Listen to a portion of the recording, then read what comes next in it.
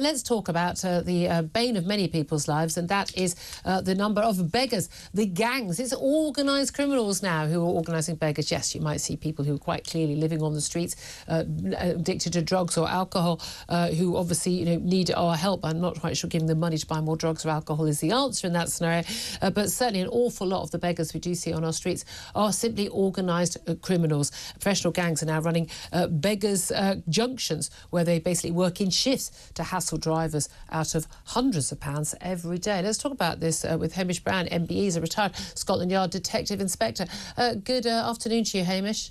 And hello to you, Julia. Thank you so much for joining us. Look, and everyone has noticed this, and there's nothing worse. You happen to have your windows down on a summer's day, and suddenly there's the squeegee merchants or the beggars at the traffic light. Particularly if you're a woman, I have to say I find that very, very intimidating.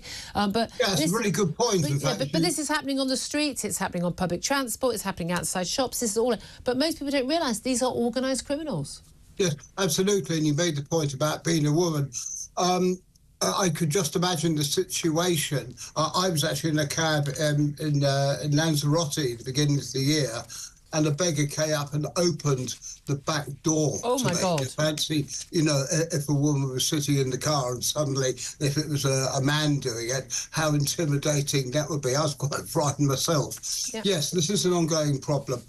The law, the Vagrancy Act 1824, is back to the more years and years ago in the Industrial Revolution and what have you, and it hasn't really kept pace. Yeah. And you've got different type of beggars. You're quite right to mention the organised crime, the violence which go with it, people who don't give money to the beggars and are confronted, those who conveniently sit under cash machines or below cash machines to intimidate people into passing money, as opposed to, and let's face it, there are some very people in a sad situation out there, the homeless, and we particularly think about this at Christmas.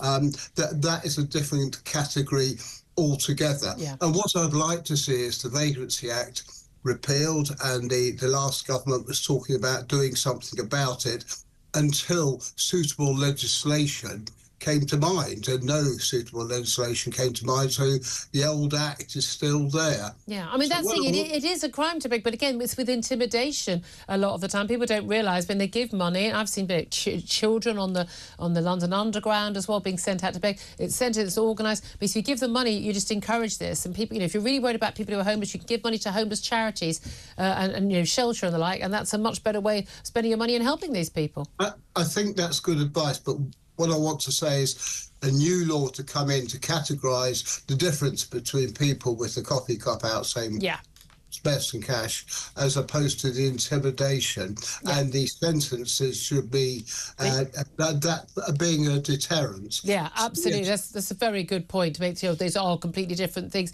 Sorry, time is against us, but Hamish Brown, MBE, so appreciate you joining us, former Scotland Yard officer there.